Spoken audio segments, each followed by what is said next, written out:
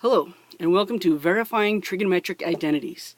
My name is Tuesday J. Johnson. I'm a lecturer at the University of Texas El Paso and an assistant professor at Doña Ana Community College. This is for a pre-calculus class at UTEP, Math 1508. Chapter 5, Analytic Trigonometry, comes to us from Larson's 10th edition pre-calculus text. Section 5.2, we're talking about verifying trigonometric identities. So some guidelines for verifying identities, and admittedly there won't be a ton of examples in this video, but you got to get a feeling for it. To me, this is a lot like factoring, and you can see it happen or you can't, and if you can't see it happen, then you need to keep working at it and keep trying something. First of all, we only work with one side of the equation at a time.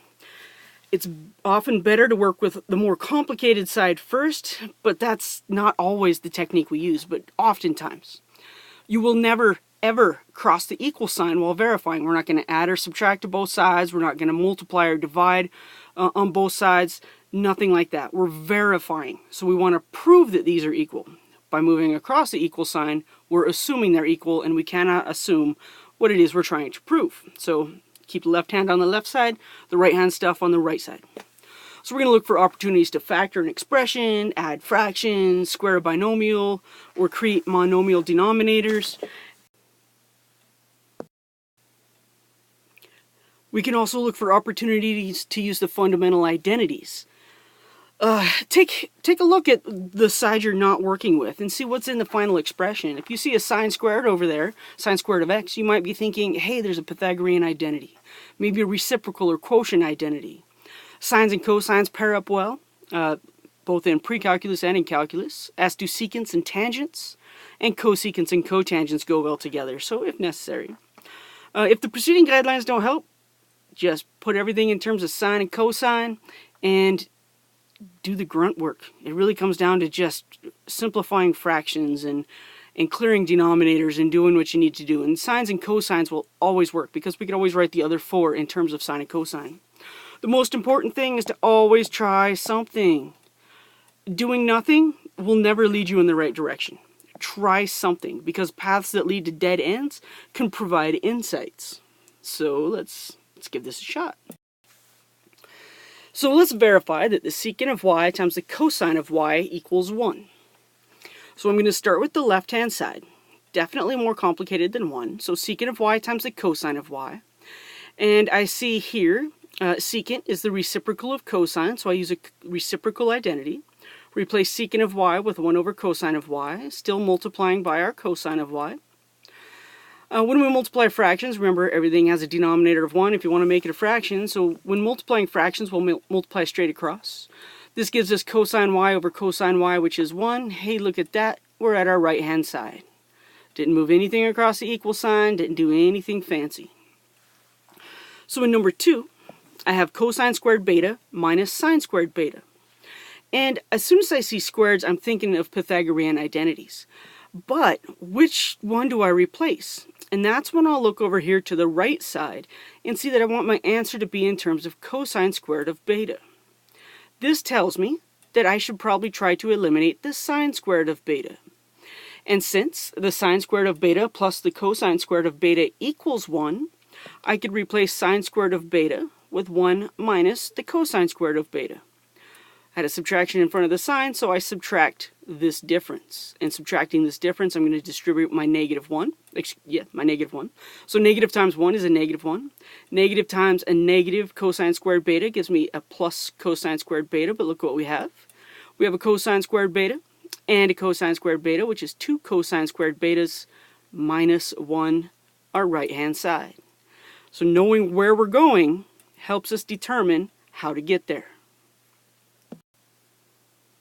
Number 3, the cotangent cubed of y over cosecant of y equals cosine of y times cosecant squared of y minus 1.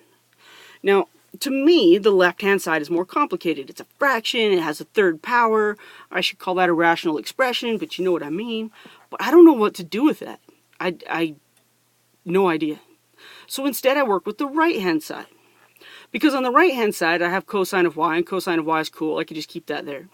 But cosecant squared of y minus 1 I recognize that Pythagorean identity as a rewrite, and this is equal to the cotangent squared of y. So I know that the cotangent squared of y plus 1 equals cosecant squared of y.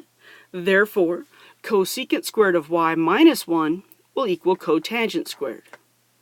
And then when in doubt, when you don't know what to do, we can rewrite our cotangent squared of y as cosine squared y over sine squared y. When I multiply by cosine of y, this gives me cosine cubed of y over sine squared of y. And I don't know where to go from there. So I'm going to leave my right-hand side there for a minute. This gives me some ideas as to what I might be able to do. I see a cube on the right-hand side and I have a cube on the left-hand side, so I'm probably going along the right way. Unfortunately, I'm just going to write everything in terms of sine and cosine. And I don't know why I said unfortunately, because that's really my go-to. But I don't know really what else I could do. There's several things I could, but what's the best way? When in doubt, rewrite cotangent cubed of y as cosine cubed of y over sine cubed of y. Rewrite cosecant of y as 1 over sine of y, reciprocal identity. But remember, when I divide by a fraction, that's the same as multiplying by the reciprocal. And when I multiply cosine cubed y over sine cubed y times sine of y, this sine of y cancels with one of our sine of y's in the sine cubed of y, leaving me with cosine cubed of y over sine squared of y. So I didn't necessarily start with the left-hand side and logically work my way to the right-hand side. What I did was, I worked the right-hand side down a little bit to find an equivalence. I worked the left-hand side down a little bit to find the same equivalence. And since I could work the right-hand side down to the exact same thing I could work the left-hand side down to, I know that this is an identity. Secant of theta minus 1 over 1 minus cosine of theta supposedly equals secant of theta. And let me give you a little motivation here. If I asked you to evaluate secant of theta minus 1 over 1 minus cosine of theta, there's some work going on there. But if I just ask you to evaluate secant of theta, sorry, I totally blanked on the word evaluate. If I just told you to evaluate secant of theta, you might not want to, but it's a lot easier. So I have to evaluate secant theta on the left side anyway and then do some other stuff to it. You're telling me I could have just found that one value? Let's see. Well, secant of theta minus 1 over 1 minus cosine of theta. Let's rewrite everything in terms of cosine. Secant of theta is 1 over cosine of theta. I still have a minus 1, still divided by 1 minus cosine of theta. In the numerator, I have a fraction and I want to subtract, so I'm going to rewrite 1 with a common denominator of cosine of theta. So 1 is the same as cosine of theta over cosine of theta. The reason that I got a common denominator was so that I can combine these two. And when I have a common denominator, 1 over cosine theta minus cosine theta over cosine theta will become 1 minus cosine theta over cosine of theta. Notice I'm keeping my denominator as I do all of this work on the numerator. A fraction divided by something, well, that's the fraction multiplied by the reciprocal. Instead of dividing by 1 minus cosine of theta, I'm going to multiply by the reciprocal, 1 over 1 minus cosine of theta. This is a great trick, and we learn it early in algebra. Instead of dividing by 2, we'll multiply by a half. Keep it in mind as you're doing algebraic manipulations. You could tear apart fractions by rewriting that division as a multiplication of the reciprocal. You'll use it quite a bit in calculus as well. And when we see this product, we see the 1 minus cosine thetas from the numerator of the first rational expression and the denominator of the second cancel out. I'm left with 1 over cosine of theta, which we know to be secant of theta. That was our first replacement. Reciprocal identity, and we have started with the left-hand side and finished with the right-hand side.